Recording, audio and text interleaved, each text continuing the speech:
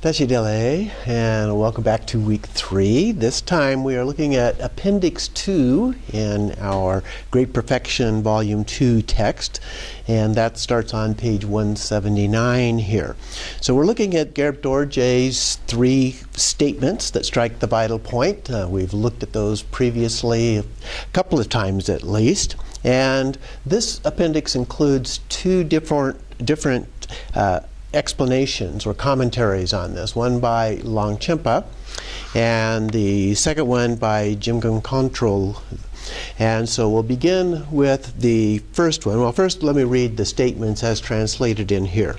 The first one is, be introduced through this itself, then come to a resolution through one thing, and gain confidence through liberation. So those are the 3 statements. So here is Longchenpa's explanation for this. In the main practice of great perfection, one first receives introduction and then stabilizes this in one's being. This involves 2 stages: introduction to the ground of breakthrough and introduction to the path of direct leap. So that's Trekcho and Togao. For the first, begin by arranging a feast torma and supplicating the lineage. Next, look nakedly at your own awareness and connect with the wisdom mind of the great transcendence of conceptual consciousness, in which ordinary phenomena are no more. Following this, you may introduce those with very highest potential to the timeless wisdom mind of original purity, the breakthrough. That brings Buddhahood without meditation. Though there are many ways to illustrate this breakthrough, here I will use the final testament of the Nirmanakaya Buddha. These 3 statements that strike the vital point introduce one's own awareness to be the pristine Dharmakaya. So he's referring here to Garab Dorje as the Nirmanakaya Buddha. And so then the first statement, be introduced through this itself. Self-awareness has been empty and rootless from the very beginning. Like space, it is completely transparent throughout. It has no outside, inside, or in between. Vivid, clear, and pristine, it is unestablished by its very essence. Yet, at the very same time, its radiance is unimpeded. This is original purity at its most fundamental, the bare, empty awareness of the Dharmakaya. The Tantra of Secret Sound states, without memories of the past or thoughts of the future, your mind in its very present moment is vibrantly awake, crystal clear, and vivid.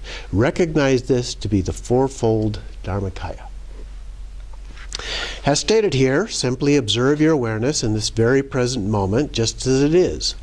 It cannot be spoiled by the comings and goings of thoughts and memories, nor corrupted by ordinary thoughts of good and bad. There is something here that is at once both vivid yet devoid of thoughts yet vivid. In essence, this naked transparency is the Dharmakaya, innate wisdom free of elaborations, original purity untainted by the mind's stains. The state of primordial freedom, unbounded by the fixation of meditative experiences, this is Buddhahood, the ever-present Dharmakaya. Here one is introduced to this constant bare awareness through this very same awareness. So mind is recognizing itself or its own nature. The second statement, come to a resolution through this one thing. Now simply rest without distraction in what was just pointed out. This is the wisdom mind of the Dharmakaya Buddhas Samattabhadra and Samattabhadri, the recognition of the great spontaneous presence of non-meditation. With this decisive certainty, let yourself expand into the wide open space of self-illuminating awareness. Aside from simply resting in this spacious, vast expanse, open and unrestricted, there isn't the slightest trace of anything to meditate on here. Nothing to think about or recollect, and nothing to pay attention to. So he's saying here that since there is nothing in your mind, there's nothing to grasp onto, nothing to try to meditate upon. Simply relaxing and leaving your mind to itself, is itself the wisdom mind of the Dharmakaya, resting on its own. Birthless by nature, as it is a space-like state, the Dharmakaya, original purity where the mind has nothing to do. In this very state, with nothing to look at or meditate on, just let be and rest spontaneously. Don't modify or spoil it. Vivid non-meditation is a state of bare, transparent awareness. Effortless and brilliantly vivid, a state of relaxed, rootless wisdom. Fixation free of crystal clear, a state without the slightest reference point. Spacious, empty clarity, a state wide open and unconfined. Spacious, free, and unbounded, a state without fixation, the senses unfettered. Relaxed, blissful, and expansive, just let be in a state of innate spontaneous presence. Rest like space in vast empty clarity. Rest like the sun, self-clarity without fixation. Rest like the ocean, limpid and unmoving. Rest like a mountain without transition or change. Rest in a state of empty clarity, brilliant and crystal clear. Rest in a state of natural stillness, relaxed, free, and at ease. Rest in a state of unreality, blank, elusive, open clarity. Rest in a state of reality itself, expansive and all-pervasive. Rest in a state of natural presence, empty and still. Rest in a state without root. Don't think, concentrate, be distracted, or meditate. Crystal clarity without concept, unconstrained and unreal. Utter relaxation without effort. Completely clear with nothing left over. Free and easy without meditation. Be wholly at ease in your own being. So then he continues on with his commentary. What one is resolving here is the wisdom mind. This is the one thing, the Rigpa. This absorption of non-meditation, transcending sessions and breaks, is a vast, spontaneous presence.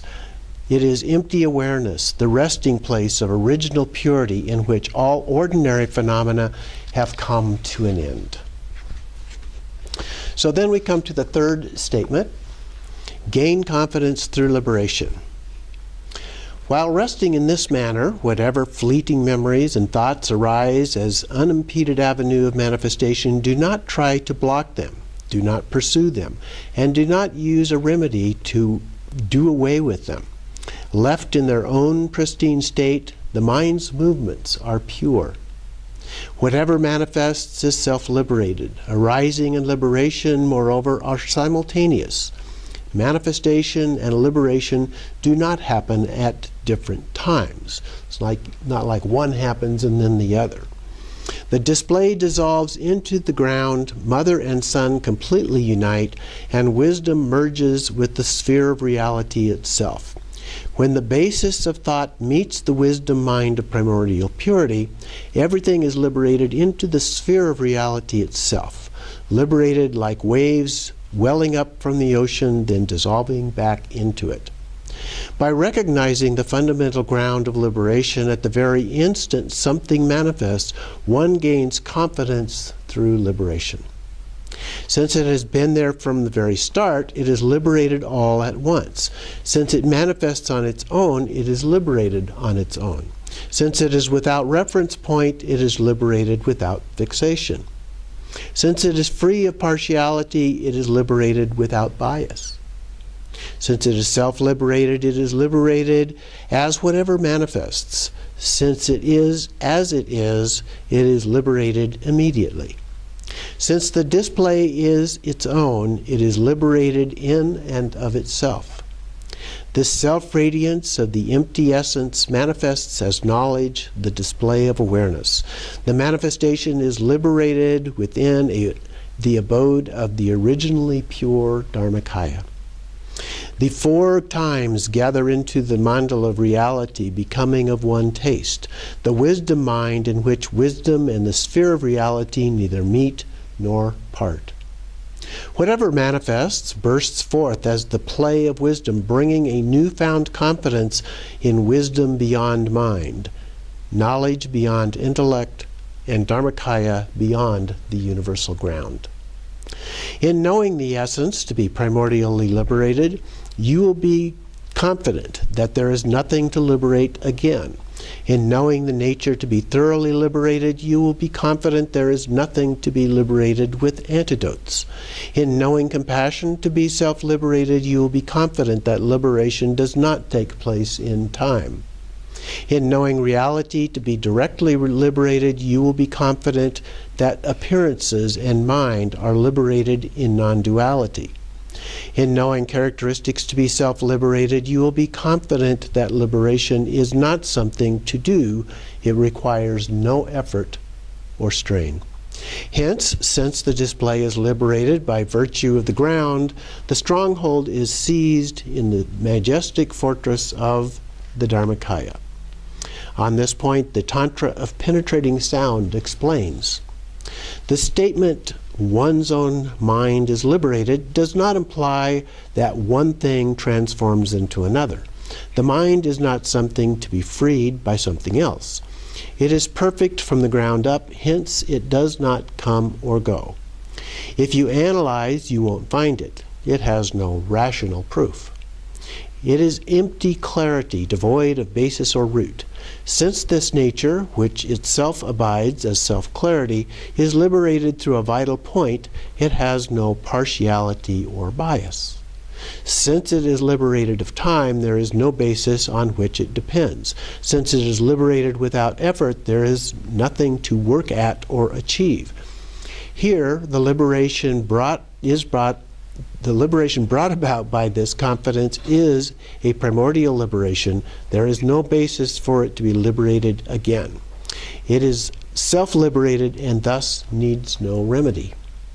It is directly liberated, dissolving right where it is seen. It is thoroughly liberated, so there is no need for effort and strain. In this way, your own awareness is pointed out to be the Dharmakaya. Its inherent radiance is resolved to be the wisdom mind, and you then gain confidence in the original purity of liberation upon manifestation. Through these three, you are introduced directly to the primordial ground of original purity with a mind set carefree of the face of whatever manifests and in no need of remedies. The last testament concludes, all that appears and all that appears and exists manifests as the realm of Dharmakaya. These manifestations are liberated in and of themselves. The intent of all Buddhas comes down to just this. So then the text continues on with Jamgon Kongtrul's explanation. Having set the stage with the practice of Guru Yoga, the Nirmanakaya Buddha's three statements that strike the vital point can be used to realize that one's very own awareness is the pristine Dharmakaya. So the first point, again, be introduced through this itself. In this very present moment, consciousness is unfabricated and unspoiled. It needs no antidote. In essence, awareness is unidentifiable. It is not established as a conceptual label. This empty clarity is the self-occurring wisdom, beyond thoughts, memories, and conceptual mind. Recognize this open clarity of awareness to be the wisdom mind of the originally pure Dharmakaya, the self-occurring wisdom. The second point is come to a resolution through one thing. The Dharmakaya dwells in a motionless state, a fourth aspect free of three. And this is the three times, so it's beyond the three times, the fourth time of time beyond time. This is the wisdom mind that transcends the conceptual consciousness. Past thoughts and memories have already ceased, and future ones have yet to arise. In this present moment, consciousness is wholly unfabricated and untainted, while the radiance of awareness is unimpeded. Rest in this state as though you are leaving a glass of murky water to clear all on its own. Don't obscure your awareness with intentional effort, but do not slip into the state of distraction either. Simply rest naturally in this ordinary awareness, awake, pristine, clear, and ineffable. And then our third statement, gain confidence through liberation. When resting in this state, awareness will be naturally limpid and free from complexity, like a clear ocean. Even if ordinary consciousness radiates outwards towards objects, its own manifestations will be self-liberated like waves dissolving back into the ocean. When something manifests, don't be distracted, but don't change anything or spoil it either. Simply let go and relax. Thoughts and memories will disappear without a trace. Experiences will dissolve into the ground. This is what we call self-liberation. Here one gains confidence in self-manifestation, free from bias and fixation, effort, judgments, and antidotes. So those two brief commentaries by two excellent individuals, and very concise and clear information about what is really intended in these three statements from Garab Dorje.